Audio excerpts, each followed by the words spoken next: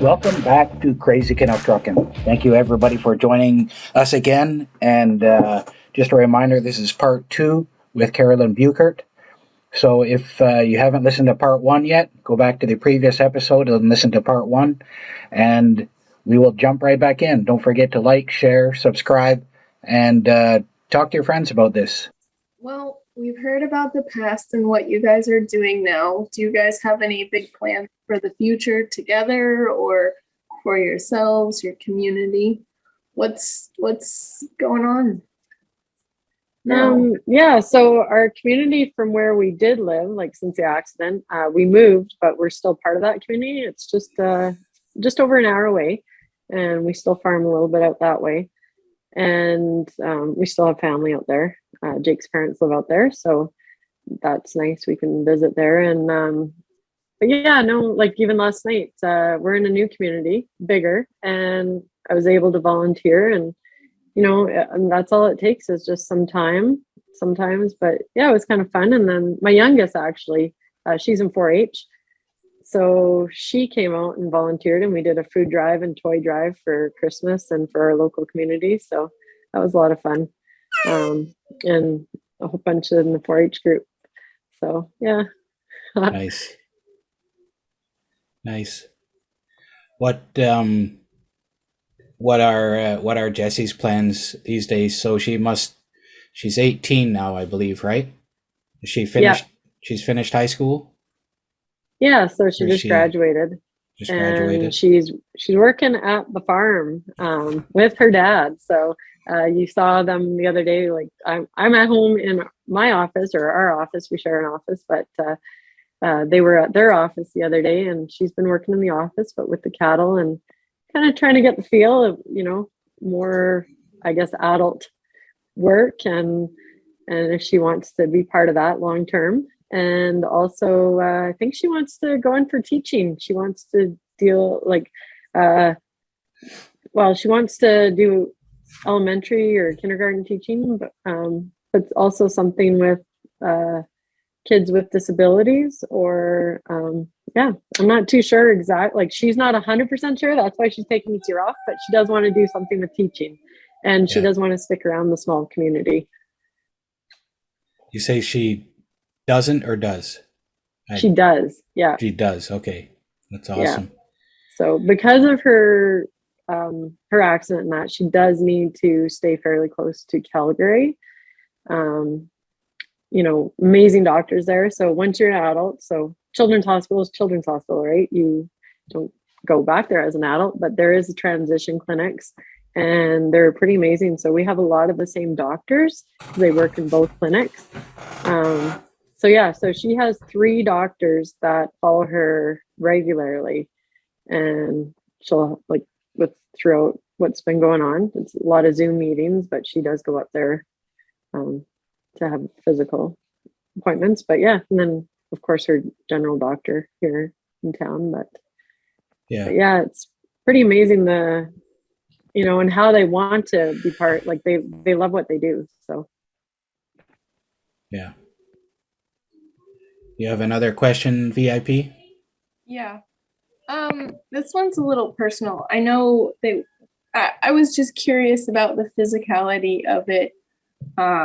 And I know you can make your own family too, and there's so many options available to people and families today. But I remember they said that the only thing that, as far as like her medical stuff, was that she has to have stents. But is she going to be able to have a family, or like that's just something like because that's a very large injury down in her pelvic region? It's like, as a woman, would be heartbreaking too. So yeah, so that was actually the second question she asked after she was run over at 5 years old, right? Like a little girl. And she goes, and her second question was, will I still be able to have babies? And, at that time, the girl parts are all very small in that. So that is actually something, that's one of the doctors that we're following from the children's. And there is a possibility. thankfully, but there are still more tests that need to be done. So that's kind of ongoing. Yeah. She's aware of it. She is high risk, and that's a main reason why she would have to stay close to Calgary, because she would have to live there if she does start a family. So throughout the pregnancy, I think so. But yeah, there's a few more tests that need to be made before she decides that. But hopefully, you know, for me, I mean, I'm excited to be a grandma one day, but not too soon. She does have a boyfriend, but really great guy. But yeah, we'll hold off on that for hopefully a few years. So Yeah. Just the fact that she's alive is a miracle. And there's, you know, doctors are great for so many things, but they can't predict our bodies. You know, they can't predict what we can and can't do. They have a good understanding, but the fact that she survived is already a miracle. You know, if things, I have friends that had been told they will never be able to have children, or they're extremely high risk, and sometimes that's true, and sometimes that's not. I mean, I was told I would never survive twice, and I'm here as well. So there's always so many ways to have children and to have grandchildren. You know, there's a verse in the Bible that says enlarge your tent, you know, and I like that. So we had a wood cutting party here earlier today, and I love having the young boys come along and get involved, and usually them getting involved means they go check out the coyote dens or play with the dogs or do things like that, right? But then you know, there's still a little connection there with these little kids, you know, that come over to my place that wouldn't normally have much to do with me, you know, and it's because they're not my grandkids, but they are kind of like my kids or my grandkids too. You know, we all yeah. I like having a big heart. I like absorbing a lot of people into my life and thinking of them and praying for them.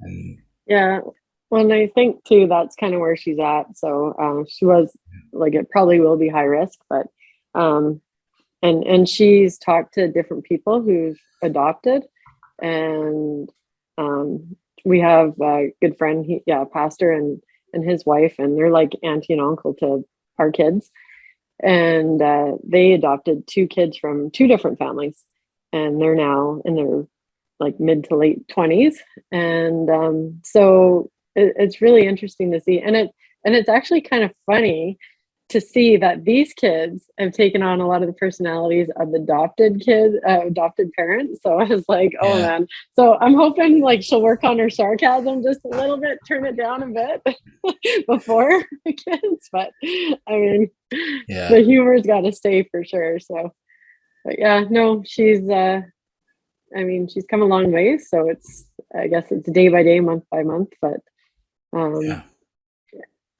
education's important to her, but at the same time, it's definitely family. We're very family oriented. That's why we chose farming, you know, so we can farm together as a family. And that's why I didn't pursue the vet school. I believed it was important to have the family first. And I say I can play with a few cows anytime. So, I mean, we built it up over the years. So we're very blessed that way I don't need to have the degree for that. So the doctorate, but so I don't know. Any other questions? What is your role in the farm right now? Yeah, so actually that's a good question too. So the last 4 years, going back, so you know, kind of know about my 2 accidents over the last year. Face plants. 5 years leading ago, with your face. Yeah, so I had a big one 5 years ago, with a crazy cow. Well, psycho cow, I call it. It's not a mad cow, but a psycho cow. Yeah. That kind of changed my perspective after 29 years working with cattle. Still definitely involved, but not as much. It took me over a year to heal from that. Broken ribs, 2 millimeters off my spine. So that was a big one.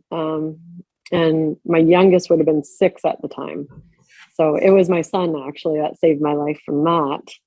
And he was 13 or 14, I believe. So yeah, they're 7 years apart. So yeah, he was there. We didn't hear enough about this one before. Yeah. Well, I have if my you own have cow-calf time, herd. if you have time, I'd like to hear about this because Jake said the cow gave good calves, so you don't want to get rid of it, really. Oh yeah. But yeah. can you tell us about this? I've forgotten about that. So I had my own cow-calf herd. When we moved, like when we separated from his parents with the farm and expanded about an hour away from our other farm, we had land that was dry land that was pretty much useless except for cow-calf. A lot of coulees, and which is the hills and the valleys in, I guess, in other areas. A lot of people don't know what a coulee is. So we actually got into cow-calf, and I had my own herd and Jake had his own herd because we're a little different on, he's a feedlot guy and I was more the cow-calf, and I'm like, okay, you can have your whatever herd, I called it, and I'll do the cow-calf my way. So the one girl I had, she, again, cow-calf, like she was one, I was like, okay, I'll get rid of her. She was third year I had her.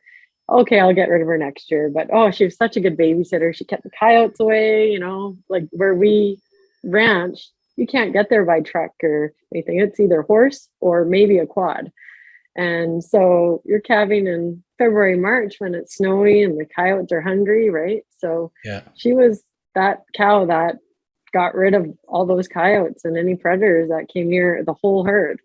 So, but it was getting to the point that I said, this time we're getting rid of her. Like she was one I was kind of worried about, and she had just calved. We'd been gone for 4 days. And I said, and it was my 6-year-old that used to come and help me. And I said, no, you're staying in. I said, and Jake claimed that I didn't listen to him. I was like, course. Yeah, you're too busy. You got your own stuff. And so I used to do the feedlot as well. So the cow-calf is kind of my hobby. Like I had 42 head myself. That I calved out, and anyway, I ended up going out there, kind of got lazy, jumped some, because it was cow-calf, didn't really pay the bills, right? We're just getting started on that part. So I didn't have the proper gates in place. So I kind of got lazy and jumped over some fences. And so if I would have brought the side-by-side in with me, I wouldn't have put myself in that situation. So I was basically in the middle of a giant corral paddock, I guess, some people call it. And the cow came for me, which she should have never done at that point. I used to study in university. I was part of a big study with cow-calf behavior after calving. So it's not like I didn't know what I was doing, but yeah, I mean, like Jake said, they're animals. They can be unpredictable, and she just snapped.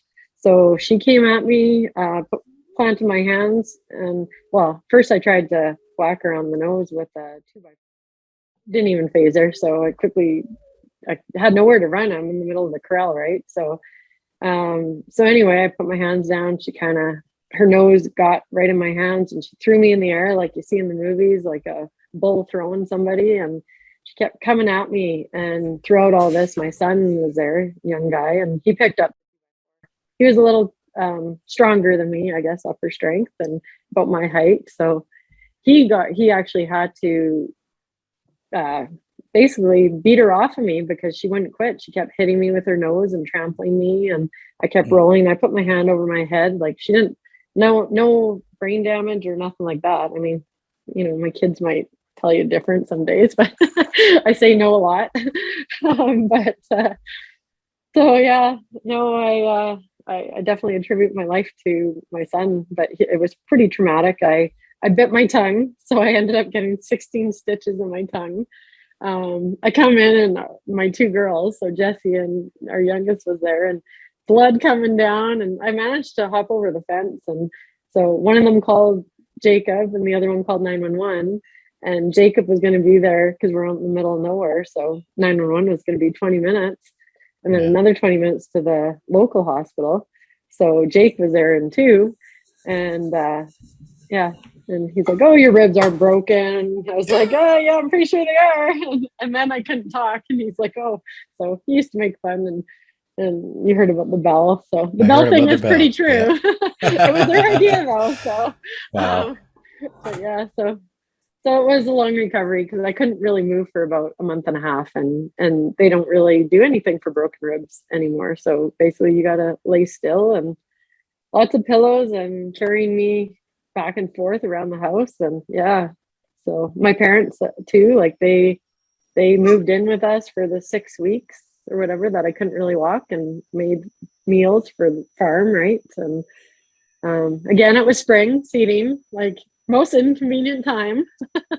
So seeding and calving. But was there a little some thoughts in the back of your mind, a little bit of payback time for all the times that Jacob gave you a hard time? You know, now you could play it up a little bit and ring that bell a few more times. I think when I got better, you know, because they took away that bell and I found another bell. So I did do a little bit of payback. Nice. And it hurts too much. So yeah, you know, I had to put a little bit of humor in there. So yeah, and then I hung some bells over the door. I remember one time, as he was coming in. That's good. That's good. Yeah. So I was gonna ask. I guess having a cow is a little worse than having a baby. Well, you know, my pregnancies are really bad, so I don't know. I was really sick, so the labor part, if I could have skipped the whole labor or the whole 9 months and go straight to labor, it was a breeze. Yeah. But yeah, no, the cow was definitely, it was tough because I had young kids too, and you know, I was only thinking, oh crap, you know, this is a bad time to get hurt. Why did I do this? So that was my thought for the first couple of weeks, but I slept a lot too because I was on pretty heavy painkillers that the doctor gave me, and that was it took about it took almost a year to heal the ribs because I re-broke them actually 2 months later, one of them, just from opening a truck door. So wow. yeah, it was an experience. So needless to say, I wasn't actively involved in the processing and the feedlot and that. I was still working on the books at that time. But it was also a time to give them up. So after 16 or 15 years working with the books and physically being on the farm every day, we lived on the ranch at that point. So it was, I mean, I was forced. I'm kind of one of those people that need not just a little tap on the shoulder. I need something like that to make me do something. So need a real kick in the chest. Yeah, apparently. So yeah, I don't learn very well. It's okay. I understand. I'm a very stubborn personality as well. So I think as moms you have to be. You know, my kids aren't here, so I can say that. I'm sure they're going to say something after. So now you work out of your home office, and so you're doing the books. That is your. Sorry here. It's okay. Yeah. So no, actually, I give those. Well, I do kind of the background stuff on them, but I don't do the day-to-day books. So I just kind of peer over them and make sure they're right. Just kind of another third set of eyes. So that's great because I'd rather be outdoor any day. It's actually my husband that likes to be in front of the computer. I'm the one that I'd rather get my hands dirty and be out there in the tractor fixing things. So I do all my own. Well, I try to do all my own maintenance on my own vehicles, not our personal vehicles. So nice. And we're quite opposite that way, I guess you could say. So, but I do not like the cold, so I do appreciate our employees that we have now working with the cattle outside and that. But The last 3 years, I've actually had the opportunity to take care of my parents as well. So they lived with us since 2018, and they actually just I lost both of my parents here in the last 14 months. So our kids our whole family was quite close with them.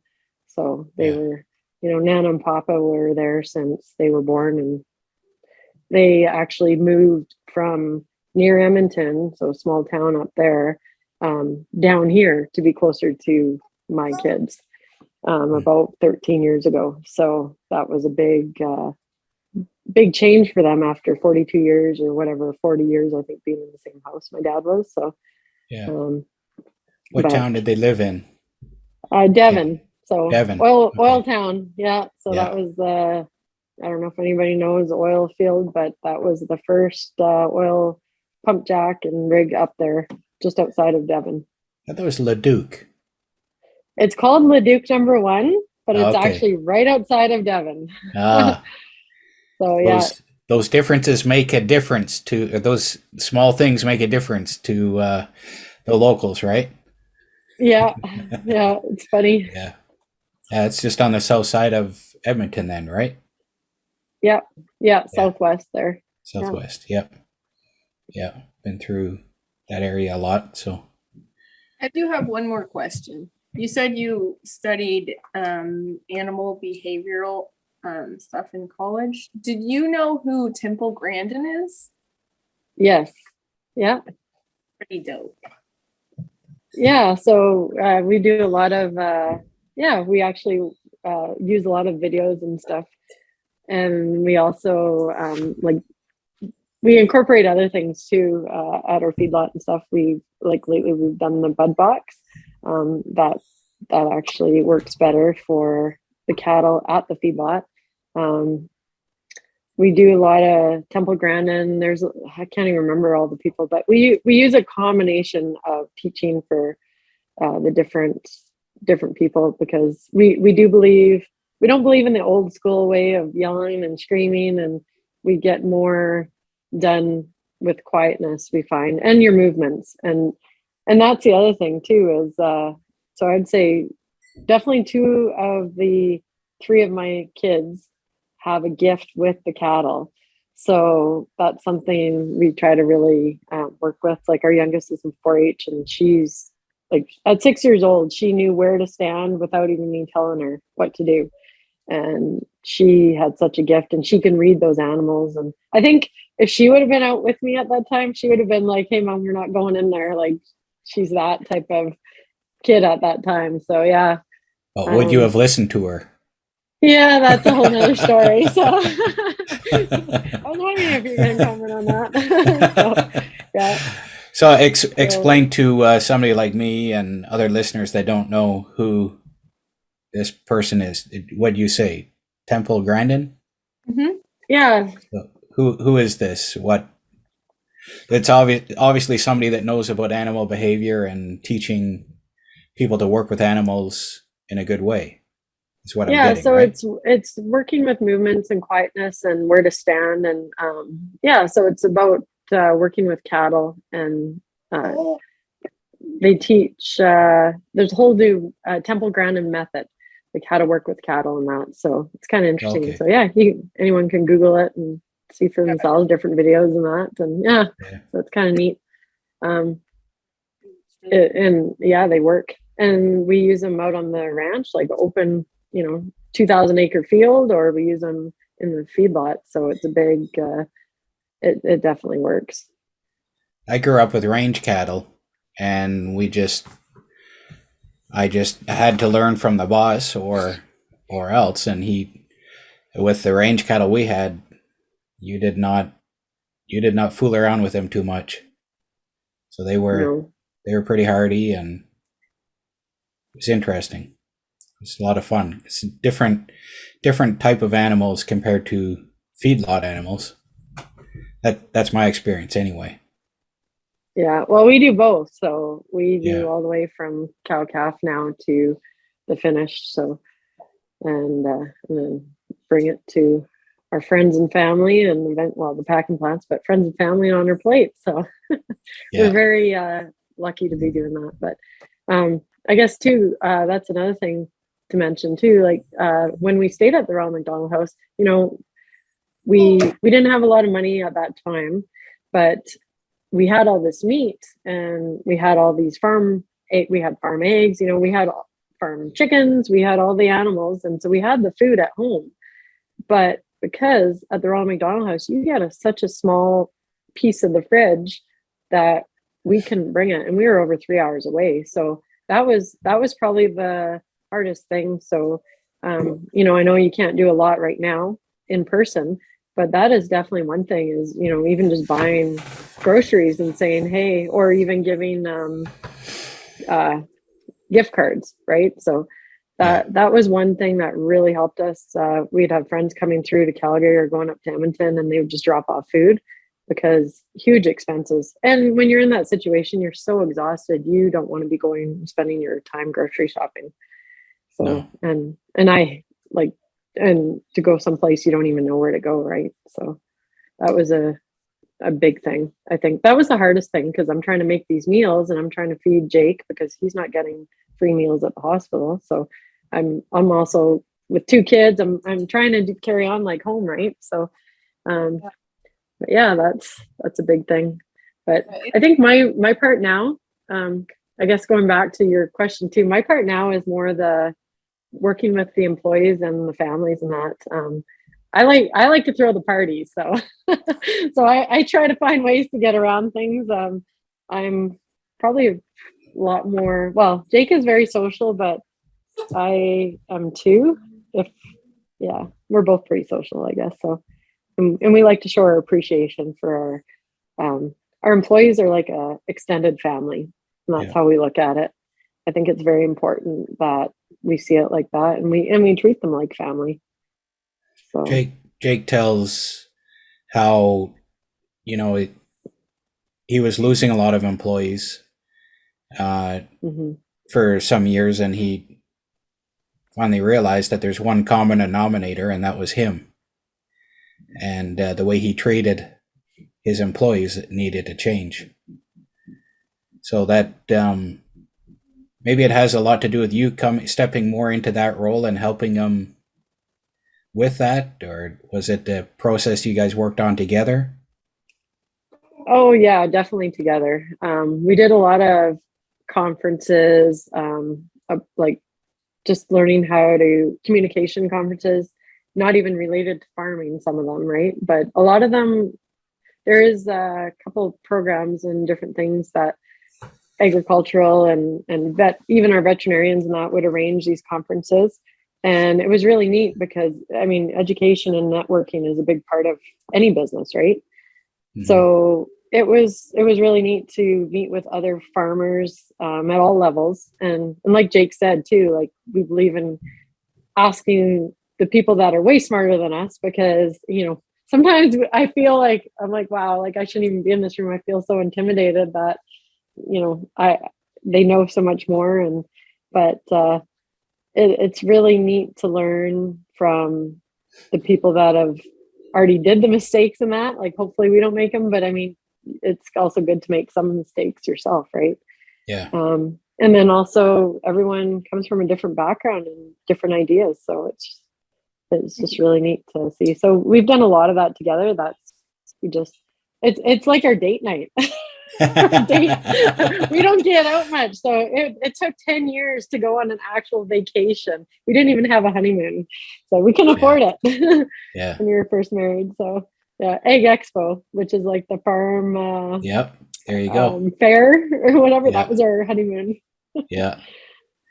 So I really appreciate you coming on with us, Carolyn, and sharing your story. There's wow, you guys, your family has been through so much, from Jake coming across the border and Jessie having her accident, and you having not listening to Jake, getting run over by cows.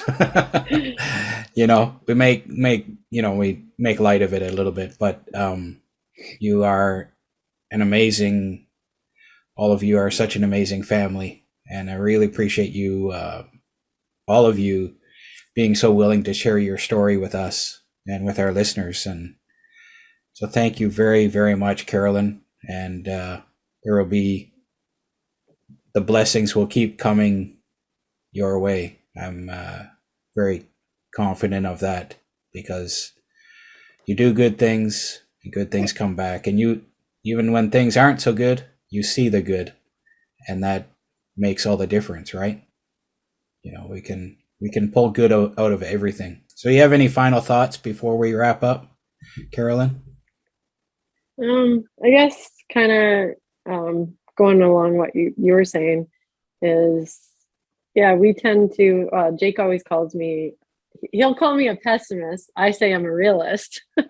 But yeah, there are times, you know, when, and of course the last few years, I mean, besides all this health stuff that's going on, but there's been a lot of trauma and crisis in our lives. But it is very important, because you either look at it one way or the other. You can either look at the ups or the downs. And one thing that I guess has really uplifted me through and just helped me through a lot of this, besides family and friends, is just going out and doing something for somebody else. You know, even if it's as little as, you know, baking cookies or whatever and giving it to the neighbor, and just because, right? So absolutely. So yeah, just little things like that. So I mean, we do a lot of barbecue, so you know, we take it for granted. So, but yeah, we just give some, cook up a couple briskets, we give some to our neighbors, and share with our employees a lot. So yeah, you know, and it's just really neat to, we don't expect anything back, but just the fact that we can do that and share our blessings. Because just remembering like where Jake came from, but also like where we were when we the first probably 5-6 years of our marriage, we were very limited on our funds. And I mean, yeah, we had free water, so I remember washing diapers. I used cloth diapers because I couldn't afford other diapers. So yeah. So VIP, what do we need to remind everybody? Well, thank you guys so much for joining in today and for listening to our wonderful story from Carolyn. We really appreciate it. If you have any thoughts or comments or any stories that remind you of hers or experiences that you would like to share, we encourage you to either email us or leave a comment, and maybe even share the podcast on your social media platforms so it can be shared to other people or even with your friends. We really would appreciate. We did forget one thing. Carolyn, do you have a favorite road trip that you remember? Right. We didn't go into that. Yeah, so actually I do. So Jake was talking about how in the early days we did some cattle trucking, and I said, well, and he said again, like I was one thing way before we were married. I said, well, I didn't marry a trucker because my brother-in-law was a trucker. So I saw how my sister struggled, and I had growing up in the oil field, I had a lot of friends and families that were trucking. So I know the long hours and the days away from home. So I said, well, then we're coming with you. So we went across the border, and I had I had just Dallas at the time, so our son, and this was before Jesse was born. And so a little baby, little busy baby, we'll put it that way, strapped to a car seat, and I sat in the bunk in the sleeper, and we went all the way down to Kansas and Garden City and hauling cattle one way. And we had a couple days off. I got to meet some of Jake's cousins and go to the zoo. And I mean, we would have never gone otherwise, but it was really, really cool to see a different part of the world and kind of get paid for it, right? So that was nice. And yeah, but I do remember coming home, my son did not want to get in a car seat for like almost a month. So yeah, it was about a week-long trip. Yeah, that's very cool.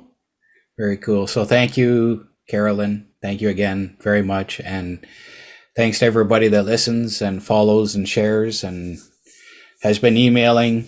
We've had some very good comments with Jake's and Jesse's podcasts that have been out already. And lots of response to us at Crazy Canuck Truckin', crazycanucktruckin@gmail.com, or on the web at www.crazycanucktruckin.com. YouTube is Crazy Canuck Truckin'. Just about everywhere you can find Crazy Canuck Truckin'. Twitter, Instagram, and the link even on TikTok. Yeah. What's that? And if you are able to, the links down below in the description to all those sites. Yep, we'll have them in there. Awesome. And thanks to VIP and Redesign Social. She does all of our social stuff and keeps us out there. So thank you very much, everybody.